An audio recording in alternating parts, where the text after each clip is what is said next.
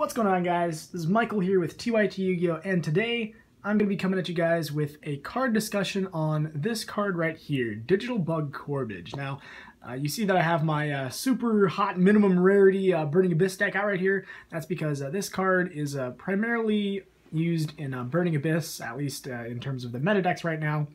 So if you don't know what this card does, I'm going to go ahead and read its effect, and if you're wondering how the heck do you make this in Burning Abyss, it's rank 5. The effect will let you know. So its typical Xyz requirements are 2 or more level 5 light insect type monsters, but you never make it like that. So the first line of the effect reads, you can also Xyz summon this card by detaching 2 Xyz materials from a rank 3 or rank 4 insect type Xyz monster you control, then using that Xyz monster as the Xyz material. Xyz materials attached to that monster also become Xyz materials attached to this card. So you make this by first making number 20 Giga Brilliant, which is a rank 3 generic rank 3 insect monster, attaching its materials, then laying Corebage over top of it. So that's how you make it in the Burning Abyss deck, or really, I guess, any rank 3 deck. So the rest of Corebage's effect, it says once per turn, you can detach 1 Xyz material from this card, then target 1 defense position monster your opponent controls. Shuffle it into the deck. Once per turn, if the battle position of a monster on the field is changed, except during the damage step, you can attach 1 insect-type monster from your graveyard to this card as Xyz material.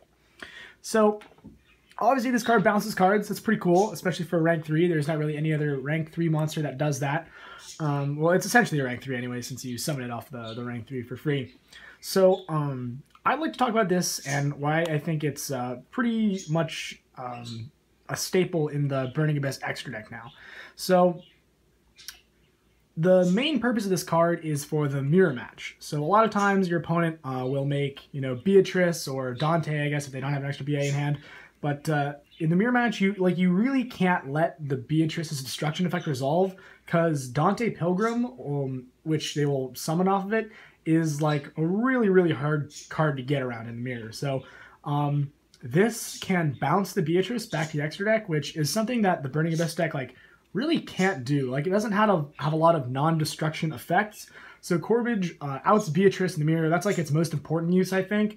And I think it's definitely worth playing for that reason. Now, the other matchup this is actually pretty good against, at least that I found in testing, is the Pendulum matchup. So Burning Abyss deck, or at least this variant, the one that Palmer profiled for you guys the other day, it has a really hard Pendulum matchup, because since we don't play any more traps, we can't stop the Pendulum deck from recurring all their advantage through Pendulum summoning. So they're usually able to outgrind us just through the mechanic of their deck. So we need kind of an edge. And one of the cards that hurts us the most is actually the, what's the fusion guy's name? Dinoster, which most players will summon in defense position. So obviously we have our Twin Twisters. Some players are maining the Dark Holes Raigekis. Obviously we're playing Kaijus, so if we draw Kaiju Slumber, we can't really just blow up their board very easily, which again, if we go second, which is we blind second in this deck, we really want to be able to clear their board and then start attacking with our Dantes and Beatrices. So Corebage allows you to bounce that Dinoster, or if for some reason they summon F-Zero or something in defense position as well, it allows you to bounce it, which is again really, really valuable, because there's really not a lot of effects in the Burning Abyss deck that aren't destruction. So I think it's worth playing in the Pendulum matchup as well. And finally, the last reason why it's good is so in the side deck we are playing Enemy Controller to out things like Flying Sea and stuff like that. Now, the first effect of Enemy Controller is that you can target a monster on the field and change its battle position.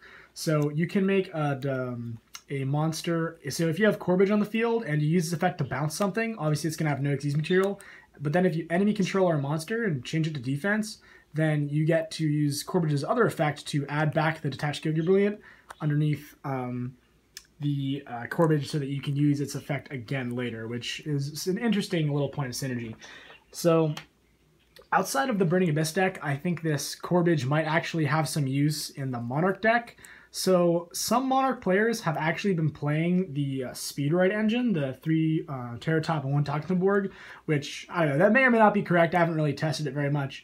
But if you are playing these in that Monarch deck, a lot of those players play Totem Bird in their extra deck as a rank 3.